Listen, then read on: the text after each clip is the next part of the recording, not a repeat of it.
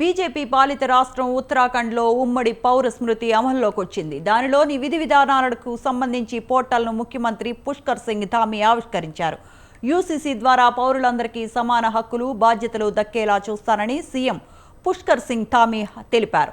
ఉత్తరాఖండ్కే కాకుండా యావత్ దేశానికి చారిత్రాత్మకమైన రోజని, దేశంలో యూసీసీని అమలు చేసిన తొలి రాష్ట్రంగా ఉత్తరాఖండ్ నిలిచిందన్నారు.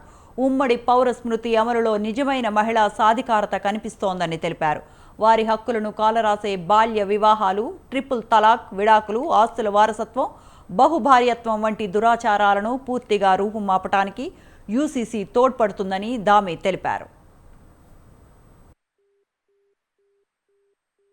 यूसीसी हमारा उत्तराखंड की देवतुल्य जनता के साथ हमारा वायदा था, हमारा संकल्प था कि हम हमारे आदरणीय प्रधानमंत्री श्री नरेंद्र मोदी जी के नेतृत्व में जब 2022 के चुनाव में देवभूमि उत्तराखंड की जनता के समक्ष गए थे तो हमने ये वायदा किया था कि हम सबसे पहले सरकार बनने के बाद पहला काम करेंगे, यूसीसी का विधेयक लाएंगे।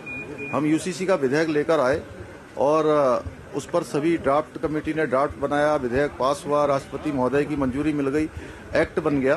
एक्ट बनने के बाद प्रशिक्षण की जो प्रक्रिया है, यूसीसी हमारा యూసీసీలో కీలక అంశాలు పొందుపరిచారు. వివాహం, విడాకులు, ఆస్తుల వారసత్వం, ఆస్తి వీలునామాల రూపకల్పన వంటి అంశాల్లో లింగ సమానత్వం సాధించేలా ఉంటుంది. మతాలతో సంబంధం లేకుండా ఉత్తరాఖండ్లో లింగ సమానత్వాన్ని సాధించేందుకు దోహదం చేయనుంది. జీవన సంబంధాలకు క్రమబద్ధీకరించే నిబంధనలను యూసీసీలో పొందుపరిచారు. సహజీవనం చేస్తున్న వారు ఇకపై రిజిస్ట్రేషన్ చేసుకోవాల్సిందే. ఇందుకోసం ప్రభుత్వం తరపున ప్రత్యేక విభాగాన్ని ఏర్పాటు చేశారు. అన్ని మతాలకు చెందిన స్త్రీ పురుషులకు కనీస వివాహ వయస్సు ఒకేలా ఉంటుంది. అన్ని మతాల్లో బహుభార్యత్వాన్ని నిషేధించారు.